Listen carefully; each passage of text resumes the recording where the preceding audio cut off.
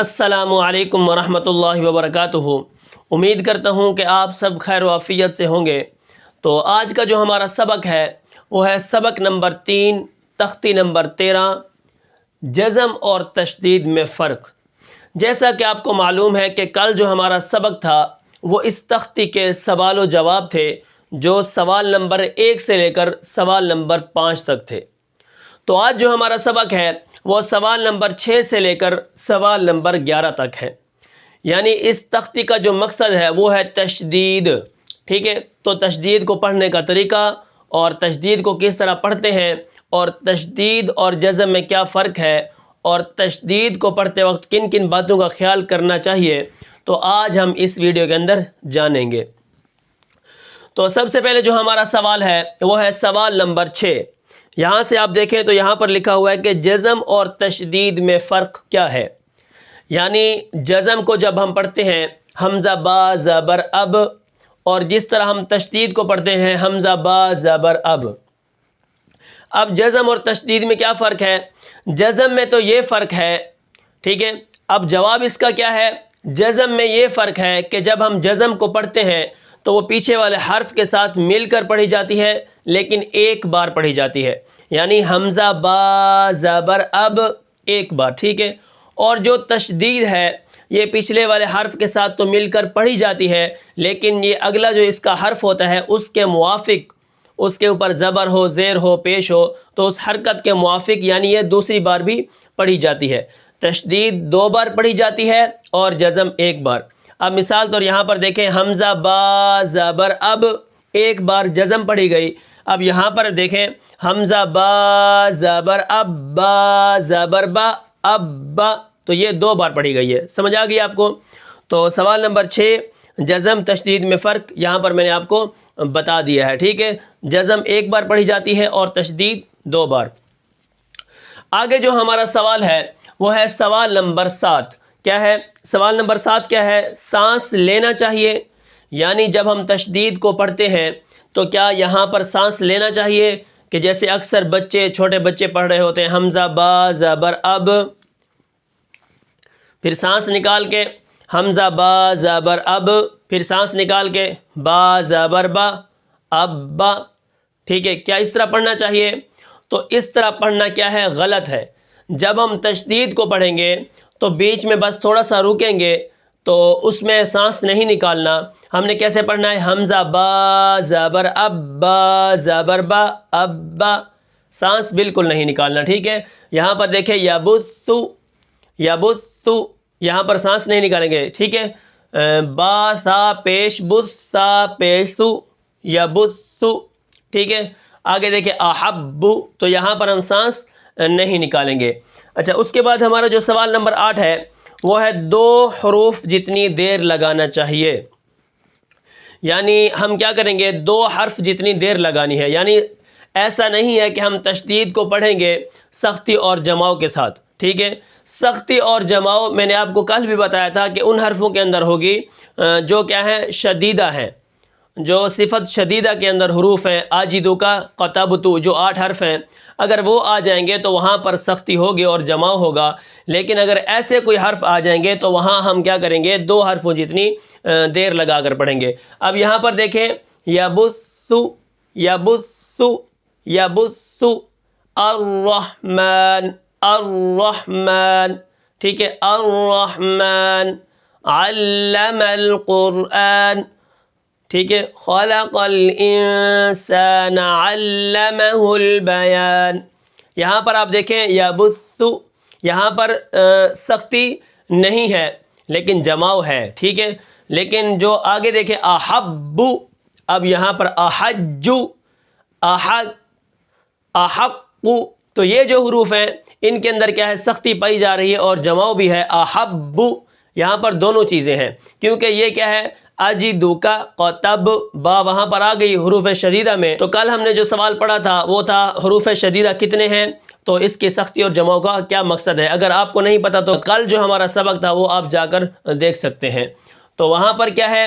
اب یہاں پر ہم نے کیا کرنا ہے، سوال نمبر 8 کے مطابق 2 حرفوں جتنی دیر لگانی ہے، جیسے الرحمن علم القرآن خلق الانسان علمہ البیان، ٹھیک ہے، الحمد للہ رب العالمین الرحمن الرحیم، شد کو پڑھتے وقت تھوڑی سی ہم نے دیر لگانی ہے، ٹھیک ہے، جیسے 2 حرف پڑھے جاتے ہیں، با تا، یا 2 زبر ہوتی ہیں، 2 زیر ہوتی ہیں، اس طرح، ٹھیک ہے۔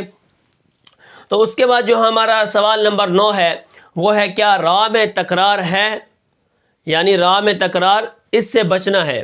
جیسے ہم کیا پڑھتے ہیں، جیسے الرحمن، اکثر زبان نہیں لگتی جماؤں کے ساتھ تو وہاں پر تکرار پیدا ہو جاتا ہے، جس کو تکرار حقیقی کہتے ہیں، جیسے الرحمن، ٹھیک ہے، را ہلتی ہے، کئی بار را پڑھی جاتی ہے، تو یہ کیا ہے، یہ غلط ہے، اس تکرار سے ہم نے کیا کرنا ہے، بچنا ہے۔ تو ہم نے تکرار مشابہات کو اختیار کرنا ہے، جیسے الرحمن الرحمن الرحمن، ٹھیک ہے، علم القرآن، را کی مثال میں آپ کو دے رہا ہوں، تکرار کیا ہے، الرحمن الرحمن، را کو کیا کرنا ہے ہم نے، تکرار سے، حمزہ را زبر را زبر را، اس طرح نہیں، ایک بار پڑھنا ہے، ٹھیک ہے۔ تو را میں تکرار کیا ہے، یہ بالکل صحیح نہیں ہے، را ایک بار ہی پڑھی جاتی ہے، جیسے اگر اس کے اوپر زبر ہے تو وہ موٹی ہوگی، اگر را کے نیچے زیر ہے تو وہ باریک ہوگی۔ تو سوال نمبر 9 کے تحت زیادہ مبالغہ بھی اچھا نہیں ہے، یعنی ہم را کو اتنا سختی کے ساتھ پڑھیں گے کہ وہ تا کی آمیزش پیدا کرے یا تو کی آمیزش پیدا کرے، اللہ، ٹھیک ہے، اس طرح بھی ہم نے بالکل بھی اس کو جماؤ اور دباؤ کے ساتھ نہیں پڑھنا، الرحمن، ٹھیک ہے، الرحمن، یہ را کی اس طرح بالکل تا کی یا مثال میں چلا جائے یا تو کی مثال میں چلا جائے تو یہ کیا ہے، یہ غلط ہے، ٹھیک ہے۔ ہم نے کیا کرنا ہے، خفیف ادا کرنا ہے اور تکرار سے بس بچنا ہے، ٹھیک ہے۔ تو امید کرتا ہوں کہ یہ سوال نمبر 9 آپ کو سمجھ آ گیا ہوگا۔ اس کے بعد جو ہمارا سوال نمبر 10 ہے وہ یہ ہے کہ آپ نے پیچھے ہمیں بتایا ہے کہ جب ہم اس کو پڑھیں گے مشدد حرف کو تو وہاں پر ہم نے کیا کرنا ہے، 2 حرفوں جتنی دیر لگانی ہے۔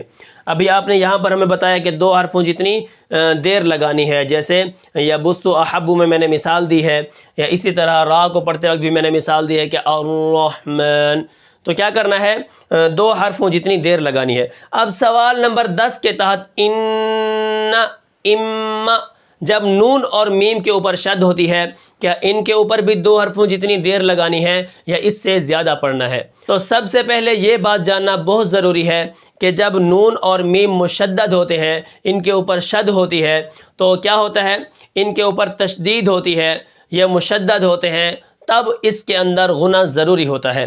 تو غنے کی مقدار جو ہے وہ 1 الف کے برابر ہے، یعنی وہ 2 حرفوں سے بھی زیادہ دیر لگ سکتی ہے۔ ان اور اما کے اندر کیا ہے، ان الذین، ٹھیک ہے، اما، تو یہاں پر نون اور میم جب مشدد ہوتے ہیں، ان کے اوپر شد ہوتی ہے، تو یہ 2 حرفوں سے بھی زیادہ دیر لگاتے ہیں، ٹھیک ہے۔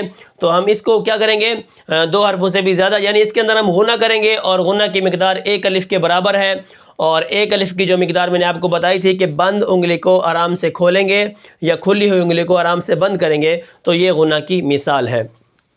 اب اس کے بعد کیا ہے، سوال نمبر 11۔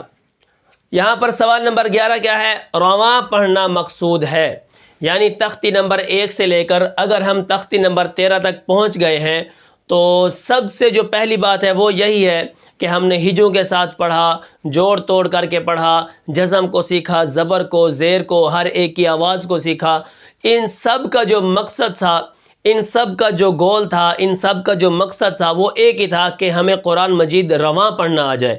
یہ نہیں ہے کہ ہم کیا کر رہے ہوں، یہاں پر حمزہ را زبر الراح زبر راہ الراہ، ہم کیا کر رہے ہوں، جوڑ کر رہے ہوں، قاف لام پیش کل نہیں، ہمارا جو مقصد ہے وہ ہے رواں پڑھنا، ٹھیک ہے، جوڑ توڑ کے ساتھ نہیں پڑھنا ہم نے، ہجے بھی ہم نے نہیں کرنے۔ اصل جو ہمارا مقصد ہے سوال نمبر 11 کے تحت وہ ہمارا مقصد ہے کہ بچوں کو رواں قرآن مجید پڑھنا آ جائے اور آپ بھی رواں قرآن مجید پڑھنے والے بن جائے. ٹھیک ہے، تو یہ تھا آج کا ہمارا سبق، جس میں ہم نے سوال نمبر 6 کیا تھا، جزم اور تشدید میں فرق، جو میں نے آپ کو بتایا کہ با کو ایک بار پڑھیں گے کیونکہ جزم ہے، اور شد کو 2 بار پڑھیں گے کیونکہ اس کے اوپر تشدید ہے. 2 بار کیوں پڑھا جائے گا؟ ایک بار یہ پچھلے والے حرف کے ساتھ مل کر پڑھا جائے گا اور دوسری بار یہ اپنی حرکت کے موافق پڑھا جائے گا. اس کے بعد جو ہمارا سوال نمبر 7 تھا وہ تھا سانس لینا چاہیے؟